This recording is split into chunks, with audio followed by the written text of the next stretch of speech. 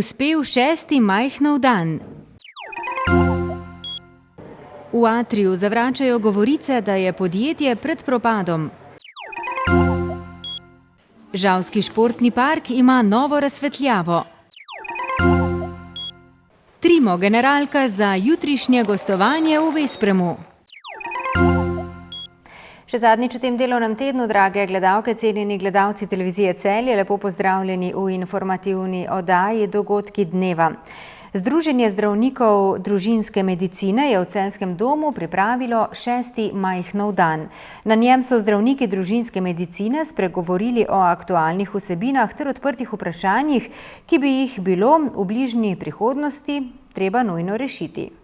Celjski dan družinske medicine je enodnevno strokovno izobraževanje zdravnikov družinske medicine in sester, na katerem se izmenjajo informacije o aktualnih vsebinah in odprtih vprašanjih v družinski medicini.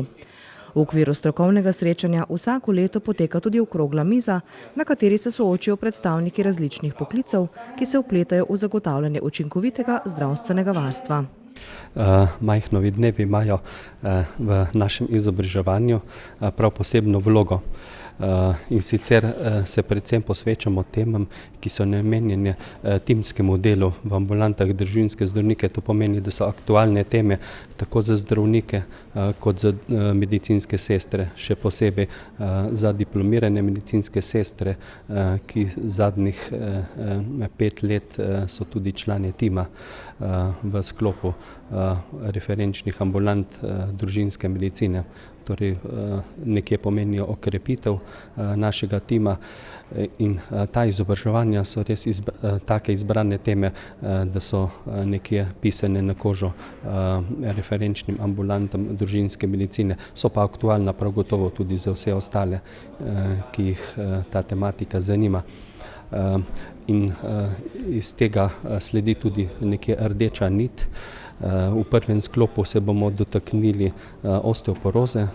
To je v bistvu bolezen, pri kateri zelo sodelujemo zdravniki in diplomirane medicinske sestre, tako pri prepoznavi, kot tudi potem pri spremljanju te kronične bolezni. Drugi sklop bo nekje bolj infektološko obarvan, se pa navezuje tudi na včerajšnji dan racionalne rabe antibiotikov in bo tudi okrogla miza je letos namenjena prav tej tematiki racionalna raba antibiotikov. Potem v popoldanskem delu je sklop namenjen predvsem veščinam timskega dela. Različni vidiki bojo pogled zdravnika, pogled diplomirane medicinske sestre, tako da bo ta sklop tej organizaciji, komunikaciji namenjen. Četrti sklop je pa tradicionalno so proste teme, kjer pridejo različni predavatelji in vsako leto se tudi trudimo, da privabimo kakšnega perspektivnega študenta in tudi letos je tako. Zaključili bomo pa z astmo, to je tudi tema, ki je zelo aktualna ravno za zdravnike in diplomirane medicinske sestre, ki se oboji s tem ukvarjamo. Težav, s katerimi se zdravniki srečujejo v ambulantah, je več. Največja pa je premalo zdravnikov. Ključni problem je gotovo ta, da nas je premalo. In pred leti je raziskava pokazala, da imamo nekje 7 minut časa za enega pacienta, kar je pogosto premalo. Če se hočemo poglobljeno ukvarjati zlasti za preventivo in za vodenjem kroničnih bolezni, je to premalo in tukaj je ta diplomirana medicinska sestra, ki nam je dodana, zelo velik plus.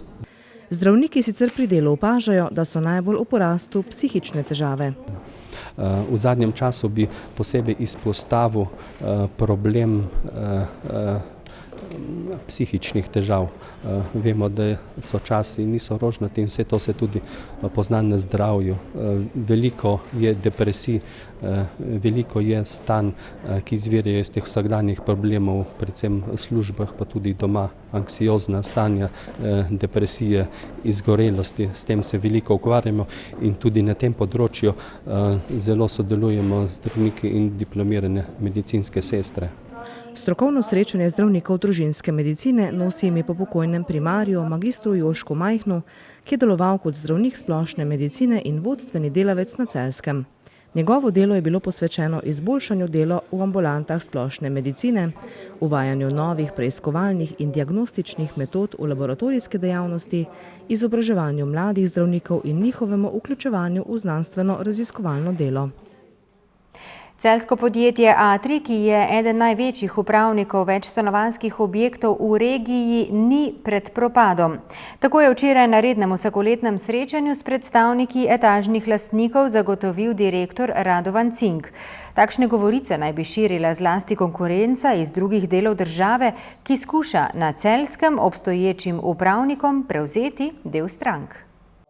V Atriju sicer priznavajo, da časi podjetjem, kot je njihovo, niso najbolj naklonjeni, a z zmanjševanjem stroškov zaenkrat dokaj solidno poslujejo. Redno poslovanje je pozitivno, je dobro, smo zadovoljni.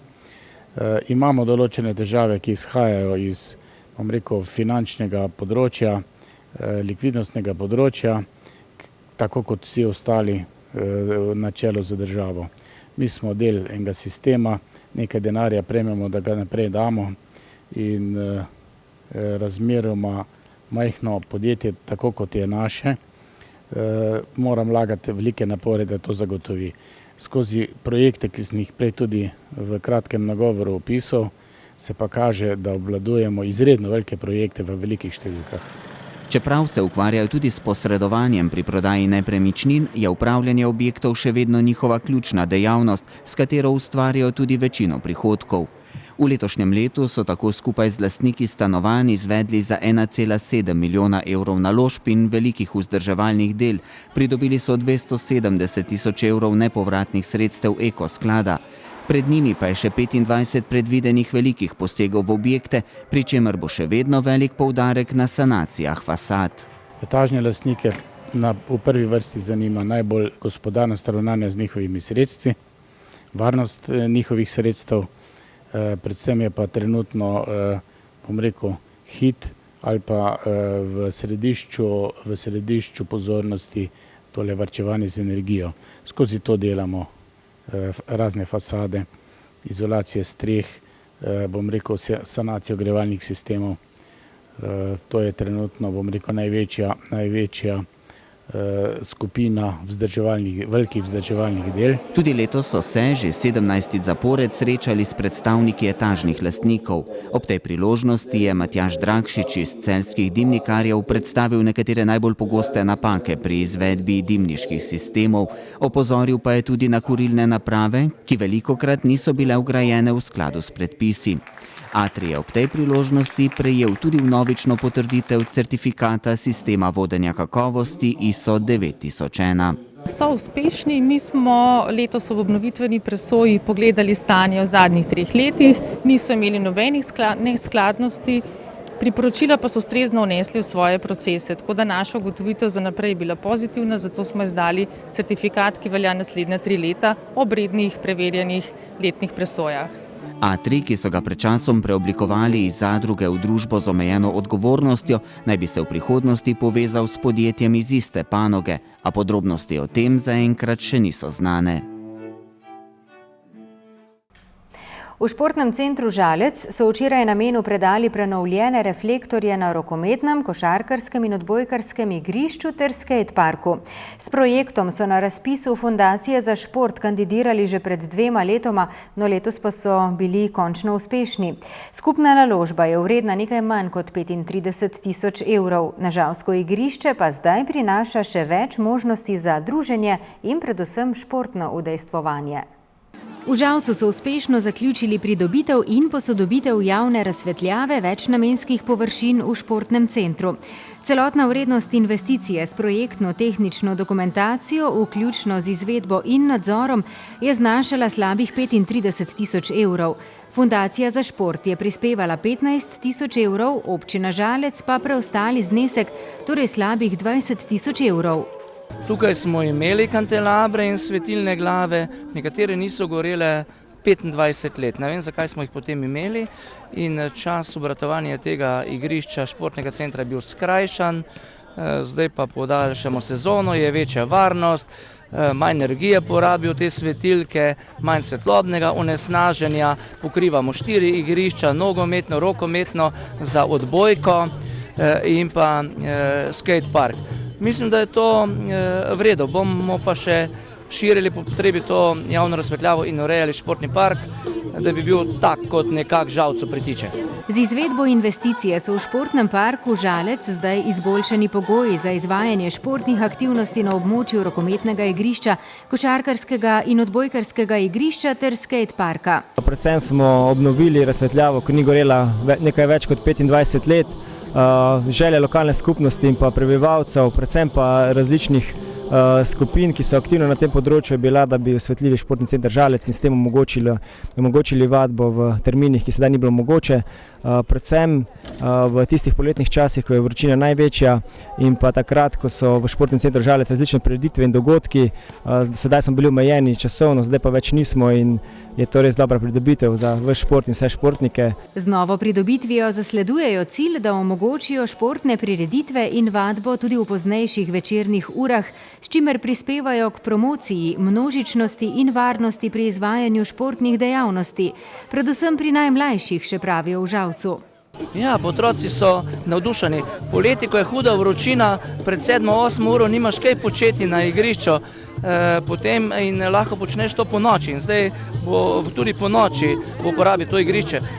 V jeseni, ko že pada mrak, dokaj hitro popoldne, bo tudi možno še koristiti to igrišče. Mi imamo po Žalcu ogromno športnikov v ekipnih, skupinskih športih, da jih ne naštevam, in imamo toliko potencijala, toliko mladih generacij, da bo imel kdo uporabljati to igrišče.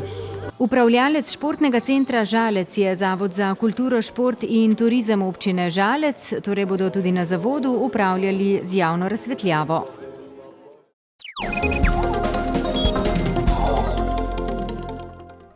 Rokometaši Celja Pivovarne Laško so v 11. krogu rokometnega državnega prvenstva s 36-23 premagali Trimo iz Trebnjega in ostali na vrhu prvenstvene lestvice.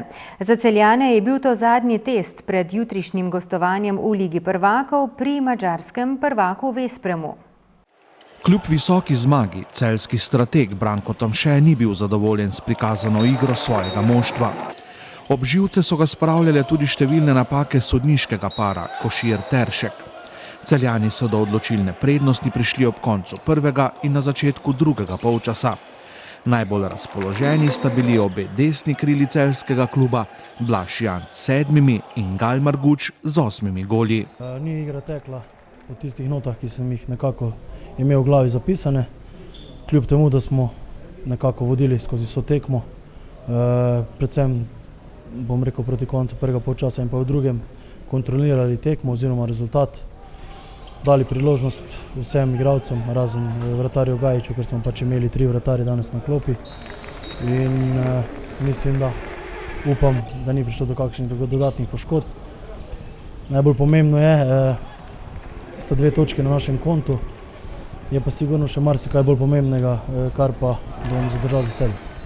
Moram reči, da sem kar zadovoljen glede na situacijo in kakovostno razliko obeh tekmecev. Vemo, da je Celje za nas realno vsaj razred ali pa 2 boljša ekipa.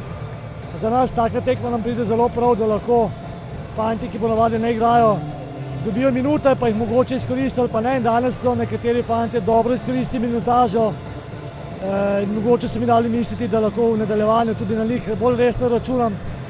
Hkrati sem pa vesel, da nas bo ukrepil dosedajši Celjan Grega Potočnik in verjamem, da bomo tudi njim še močnejša ekipa. Tekma proti Trimu je bila za Celjane zadnji test pred sobotnim gostovanjem v Ligi prvakov v Vespremu, kjer so denimo v lanski sezoni Celjani igrali odlično in bili na robu presenečenja. To so lepi spomini.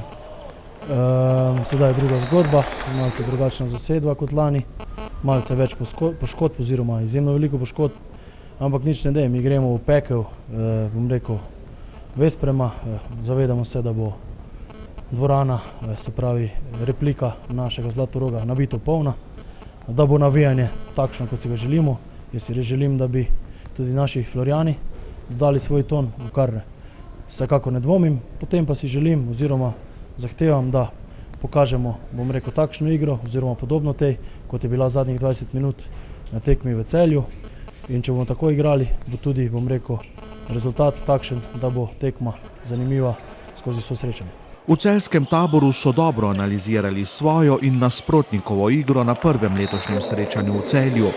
Pivovari bodo na gostujočem igrišču skušali popraviti napake iz prvega srečanja.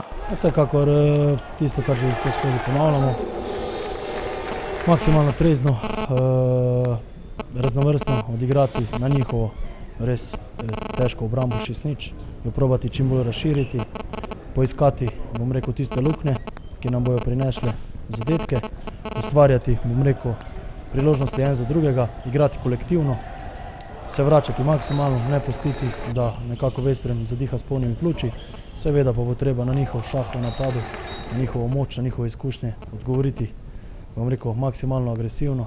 In če nam bo to uspelo, potem bo tudi uspela kakšna kontra oziroma protinapad. In to je tisti recept, ki si ga jaz želim, bomo pa videli, koliko bomo v tem uspešni. Srečanje v Veszprému se bo v soboto začelo ob 16. uri.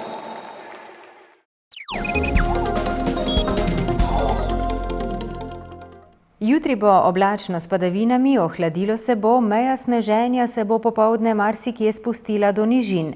Najnižje jutranje temperature bodo od 4 do 14, popoldne pa se bodo spustile na od 0 do 5 stopinj Celzija. V nedeljo bo sprva oblačno. Dopoldne bodo padavine ponehale tudi v južni polovici Slovenije. Popoldne bo spremenljivo do pretežno oblačno, pojavljale se bodo krajevne plohe, lahko tudi snežne padavine. V ponedeljek bo suho in hladno z meglo po nižinah.